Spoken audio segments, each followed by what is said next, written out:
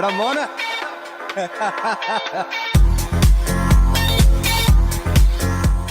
മലയാളത്തിലെ pan Indian actor, കളിയാക്കിയവരെ കൊണ്ട് തിരുത്തി പറയിപ്പിച്ച നടൻ, വലിയ പ്ലാനും പദ്ധതിയും ഒന്നുമില്ലാതെയാണ് ഫഹദ് ഫാസിൽ ഇന്ത്യ മുഴുവൻ അറിയപ്പെടുന്ന നടനായത്.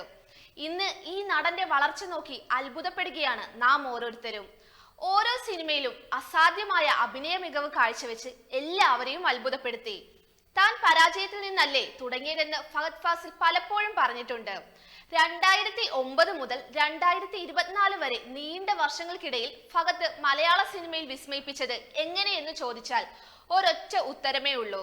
ഈ വർഷങ്ങൾ തന്നിലെ നടനെ രാഗി മിനുക്കിയ കഥാപാത്രങ്ങളെ തിരഞ്ഞെടുക്കാനാണ് ശ്രദ്ധ കാട്ടിയത്. സിനിമയിലെ മിന്നും സൂപ്പർ താരമാകാൻ നോക്കാതെ വീണ്ടും വീണ്ടും നടനാകാനാണ് അയാൾ നോക്കിയത്. ഫാസിൽ സംവിധാനം ചെയ്ത് 2002 പുറത്തിറങ്ങിയ കയ്യെത്തും ദൂരത്ത് എന്ന ചിത്രത്തിലൂടെയാണ് ഫഹദ് സിനിമയിൽ അരങ്ങേറ്റം കുറിക്കുന്നത്. ചിത്രം പരാജയപ്പെട്ടു എന്ന് മാത്രമല്ല, ഒരു നടൻ എന്ന നിലയിൽ സിനിമയിലെ പ്രകടനത്തിന് നിരവധി വിമർശനങ്ങളാണ് ഫഹദ് നേരിട്ടത്. എന്നാൽ ആദ്യ ചുവടുവെപ്പ് പാളിയപ്പോൾ എടുത്ത ഇടവേള തന്നിലെ നടനെ അടയാളപ്പെടുത്താനായി കഠിന പ്രയത്നം നടത്തി. അതിനുശേഷം നീണ്ട 7 വർഷത്തെ ഇടവേളയ്ക്ക് ശേഷം 2009 ഇറങ്ങിയ കേരള കഫേ സിനിമയിൽ ഫഹദ് വീണ്ടും പ്രത്യക്ഷപ്പെട്ടു. പിന്നീടുള്ള 2 വർഷങ്ങളിൽ പ്രമാണി, കോക്ടെയിൽ, ടൂർണമെന്റ് തുടങ്ങിയ സിനിമകളിൽ ചെറിയ വേഷങ്ങളിലെത്തി. ശ്രദ്ധിക്കപ്പെട്ടത് 2011 ഇറങ്ങിയ ചാപ്പ കുരിശിലെ കഥാപാത്രമാണ്. ചിത്രത്തിലെ പ്രകടനം മികച്ച 2ാമത്തെ നടനുള്ള കേരള സംസ്ഥാന ചലച്ചിത്ര അവാർഡ് ഫഹദിന് നേടിക്കൊടുത്തു. പിന്നാലെ 22 ഫീമെയിൽ കോട്ടയവും, ഡയമണ്ട് നെക്ലസും, ആമേനും, അന്നയും റസൂലും തുടങ്ങിയ സിനിമകളിലൂടെ ഈ നടന്റെ രൂപഭാവ പരിണാമങ്ങളെ മലയാളിക്ക് കാട്ടിത്തന്നു. നോർത്ത് 24 കാതത്തിലൂടെ മികച്ച നടനുള്ള ആദ്യത്തെ സ്റ്റേറ്റ് അവാർഡ് ലഭിച്ചു.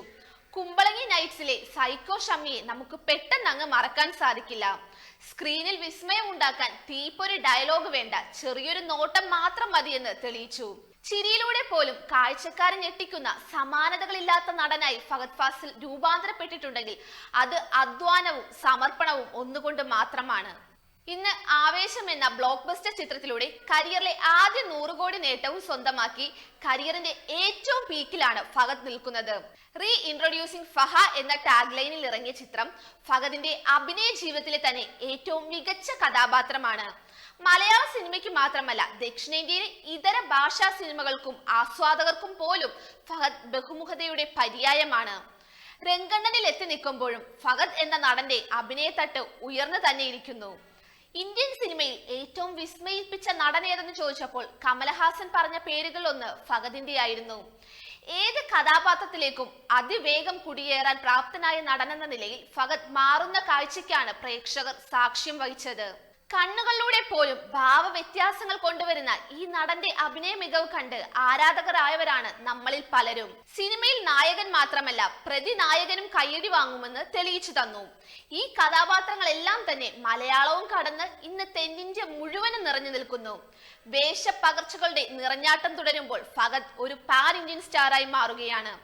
അയാളിലെ അഭിനയ വിസ്മയം ഏത് തലത്തിലായിരിക്കുമെന്നറിയാനുള്ള കാത്തിരിപ്പിലാണ് ആരാധകർ.